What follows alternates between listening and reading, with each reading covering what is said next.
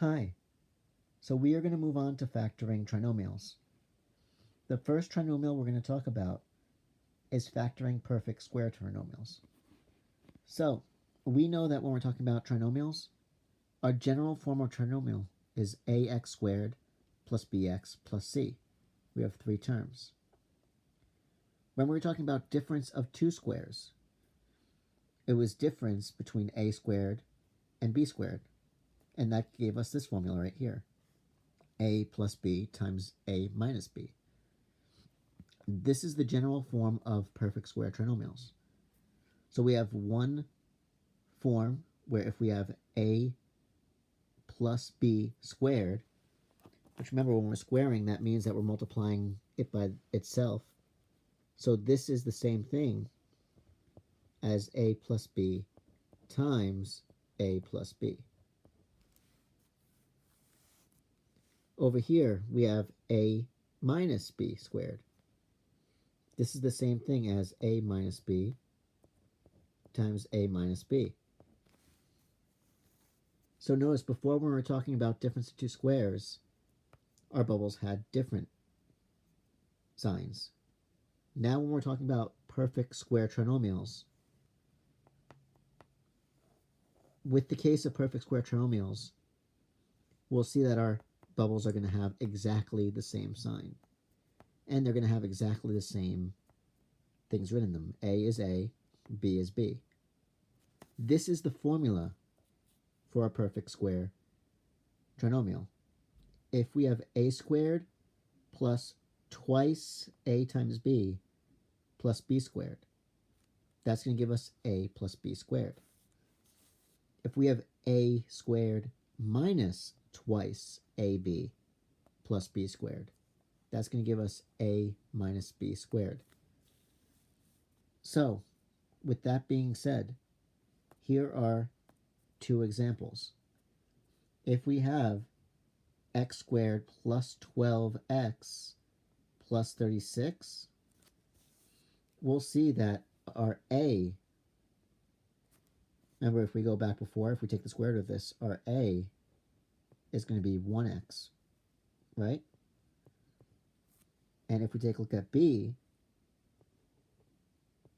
our b is the square root of 36, which is 6. If we multiply a times b, we're going to get 6x. If we multiply 6x by 2, that's where we get the 12x. That's 2 times 1x times 6.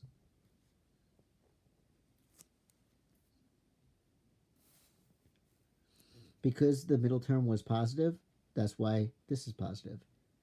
We're going to see that in our perfect square trinomials, the positive or negative is going to be based on the middle term. And I'll explain that down here. Though if we took a look over here, our a is equal to 1x. Our b is going to be equal to the square root of 16, which is 4. And this is going to end up being 2 times 1x times 4. Right? Because 2 times 1x is 2x. 2x times 4 is going to give us the 8x.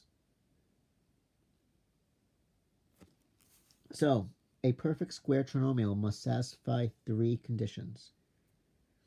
The first term, which is the a term, and the last term, which is the b term, must be perfect squares, and they must be positive. So we can't work with it if either the first term or the last term is negative. The middle term must be twice the product of the square roots of the first term and the last term. That's what I said over here. Basically what they're saying is they want the middle term to be 2ab, twice the product of the square root of a squared, which is just a, and the square root of b squared, which is b. Because remember, the first term is a squared, the last term is b squared. So then we have the middle term can be positive or negative, and the sign of the middle term, whether it's positive or negative, will determine the sign between the terms of the squared binomial. They're talking about over here. So if we take a look over here, let's do our checklist. We have a squared and b squared. They're both square roots, perfect squares, right? They're both positive. Here our middle term is negative. If we take a look, a is going to be 3x, b is going to be 5. So if we multiply 2 times 3x times 5, is that going to get us what it should get us, our 30? We have 2 times 3x is going to give us 15x. Oh, sorry, that's if we multiply over here, times 2, which will indeed give us 30x. So we got what we wanted with our 2ab. So we see we're going to have a, in this case, minus, because our middle is minus, b squared. So our final answer is going to be 3x minus 5 squared. And why did I add that extra parentheses? 3x minus 5 squared. So that's going to be for this one. If we take a look over here, we have 1, that's a perfect square, and 49, that's a perfect square. So we can do it. So we have a, the square root of 1 is 1. B, that should be 1. X squared is going to be 1x. B is the square root of 49, which is 7. We have to make sure that if we multiply 2 times a and b, that we really get 14. X in this case. So that's going to be equal to 2 times 1x times 7, which is going to be equal to 2x times 7, which will give us our 14x. So that's good. If we take a look at the middle sign, we'll see that the middle sign is negative. So we're going to end up having a minus b squared. So now we just have to fill it in. So our a is going to be 1x, and our b is 7. So we can really write this as x minus 7 squared. Over here, notice the last two is plus. So should these check out, we'll see that our parentheses are going to be plus. So over here, 16 is a perfect square, x squared is a perfect square, 36 is a perfect square. So we see that a is the square root of our 16x squared, which is going to be 4x. B is going to be the square root of 36, which is 6. Now we have to make sure that our 2ab is going to give us 48x. That's going to be twice our 4x times 6, which is going to be equal to 8x times 6. Our 8 times 6 is going to give us 48x. So that's good. So now we know that we're going to have a plus b squared. So in this case, our a is 4x, and our b is 6.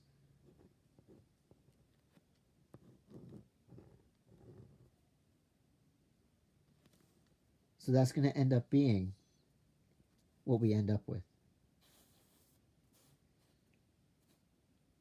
If we take a look at 4, 12 is not a perfect square, and 48 is not a perfect square. So it looks like we can't do this, but if we take a little bit closer, remember our greatest common factor? That's going to come back here. We have to take a look at what 12, 16, and 48 all have in common.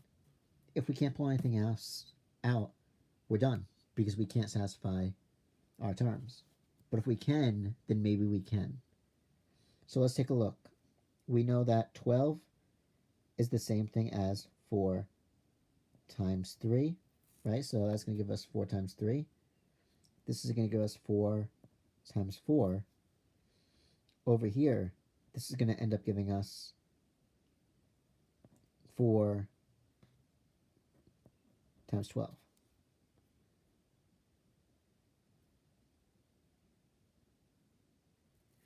So if we pull this out, let's see what we get.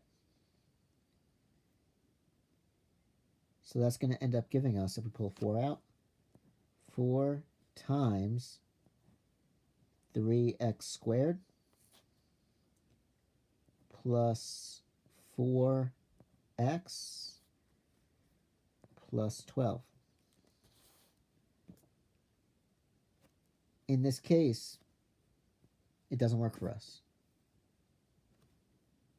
We can't do it because this is not a perfect square and this is not a perfect square. So this would be as far as we can go. This would be the end of the line. So if we took a look at another example, let's take a look at one that we can do that may have GCF. I'm going to end up doing, let's see if it was 12x squared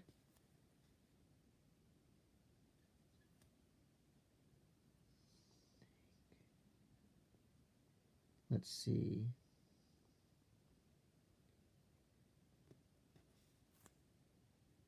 And let's make this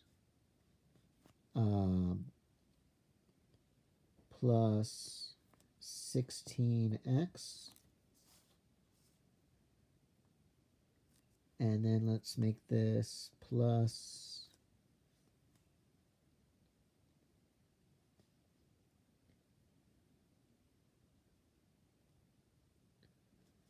let's make it 12. Let's see, would that work?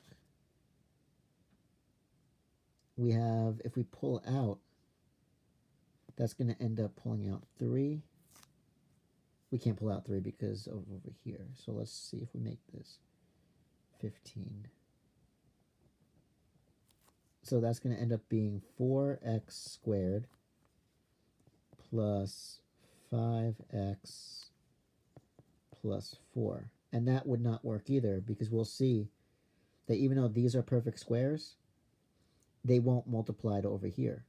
Because when we try saying, all right, well, a would then be 2x from over here, and our b would be equal to 2, that means that we need to have 2ab. So when we do that, we'd have 2 times 2x times 2. That's going to end up giving us 8x. So what would work is if we want to keep 3 as our greatest common factor, is if we had something like 12x squared plus, we'd have to do 8 times 3. So it'd be plus 24x plus our 12. So now this would work. So this wouldn't work. This would be as far as we could factor it. But now if we had something like this, when we pulled out our 3, that would give us 4x squared plus 8x plus 4. Now we know that it would work out because we already did it over here. And this would end up giving us 3 on the outside still because it was our GCF. Our a is 2x. We have plus, so this is going to be plus. And our b is 2. So that's going to match up with our a squared plus 2ab plus b squared being equal to a plus b squared. So this is a little bit into our greatest common factor as well as the perfect square trinomials, but this is on perfect square trinomials. So I want us to practice with perfect square trinomials. I have a worksheet for us to practice that I'm going to put up online. After that, we're going to continue into general trinomials. So we're going to see this form a lot more throughout the week. Okay. So with that in mind, if anyone has any questions, please let me know. Otherwise, thank you.